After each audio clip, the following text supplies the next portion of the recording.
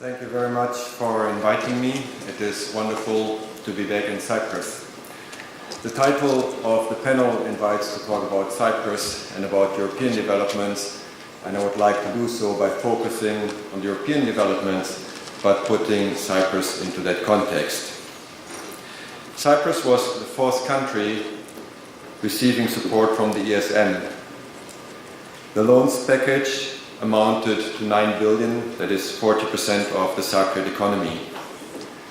I can say that we are proud to see Cyprus has mastered the difficulties and is now standing on its own feet. It is one of the success stories that we see how our programs evolve.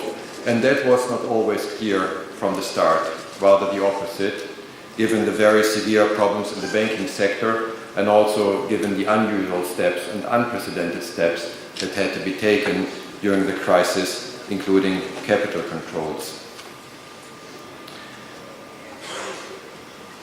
The program for Cyprus was one of the steps that were taken to master the crisis. There are many more, and those were significant. And I think it's important to realize how significant those steps were in order to also put today's discussion into the right perspective. During the crisis, two important quantum leaps were made in the structure of Europe, in the structure of monetary union. One quantum leap was the creation of the ESM. The ESM as a crisis resolution mechanism, the ESM as a lender of last resort for the sovereigns to address a problem that had kept an institutional lacuna before in order to be able to help countries in the crisis situation. The second was banking union. Before the crisis, the authority to supervise and resolve Europe's largest bank was held with national authorities. Now that has been moved to the European level with a single supervisory mechanism and a single resolution mechanism. And that is an important step in order to make progress towards a common banking market and towards breaking the doom loop between banks and sovereigns. And I think here the experience of Cyprus, which has been very painful at the time, was relevant for the development of banking union.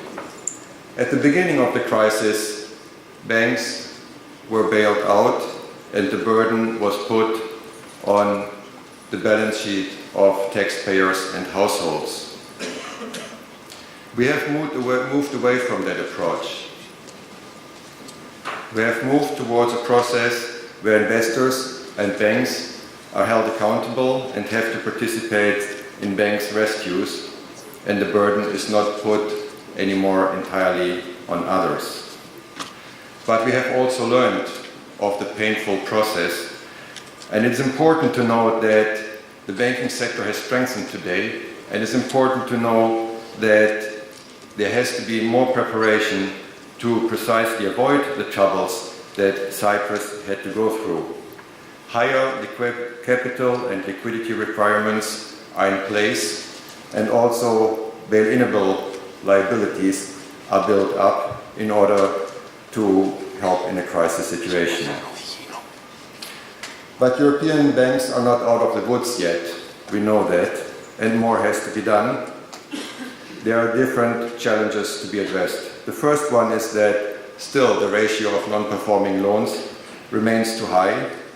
That is a problem in this country, but beyond, and measures are taken as the government is doing here. A second point is low profitability. Banks not necessarily earn the cost of capital. That makes them less attractive for investors and undermines their ability to generate internally the capital needed to build up crisis buffers. Because of the incomplete recovery in the banking sector, they often have not a sufficiently strong position to deal with competition from firms that belong to the shadow banking sector and are less regulated. as well as fintech companies. I think it is important to also take the developments outside the sector as an opportunity and try to build up again a competitive edge by adopting fintech in order to make the system more efficient while at the same time remain safe. Finally, a number of prominent money laundering scandals across Europe have shown that there is more need to also work on that side, because after all, those cases also led to financial stability concerns. Banks themselves have done a lot in order to address the situation and need to do more if you want to come to what I think is essential for Europe, which is a common banking market underpinning its robustness. Nevertheless, the challenges are also on the public sector side, and policy steps need to be taken, and the agenda is set for that. More specifically, there are 2 points on that agenda that are discussed concretely. The first is a financial backstop for the Single Resolution Fund to make sure that it has enough money to even deal with big problems. Here it has been decided that the ESM should take that role. The second element is a common deposit insurance scheme. This is certainly a more controversial topic and requires more discussion. Still, due to a lack of trust in the banking systems in different countries, but that can be addressed by further progressing on the risk reduction side and further reducing non-performing loans. Nevertheless, in our view, the Common Deposit Insurance Scheme is indeed a crucial plank of the banking union. If it had been in place during the crisis, we think that some of the costs of the programs that we had could actually have been prevented, because it would have instilled trust in the system. So completing the banking union, and that arm of the banking union, is one important element that we have to tackle in order to move forward. Another important point is the strengthening of the ESM. And here there are a number of new tasks that are considered. One of these possible new tasks is a bigger role in the rescue programs. The ESM has grown as an institution over the crisis. We have learned, we have shown our expertise, in particularly when it comes to debt sustainability, when it comes to markets, market analysis, and that can be brought to the benefit of future crisis situations in order to make us stronger. A second element that is discussed is the review of the ESM toolkit, and in particular to make it easier and more effective to use credit lines in order to prevent a fully blown crisis and prevent a fully fledged adjustment program.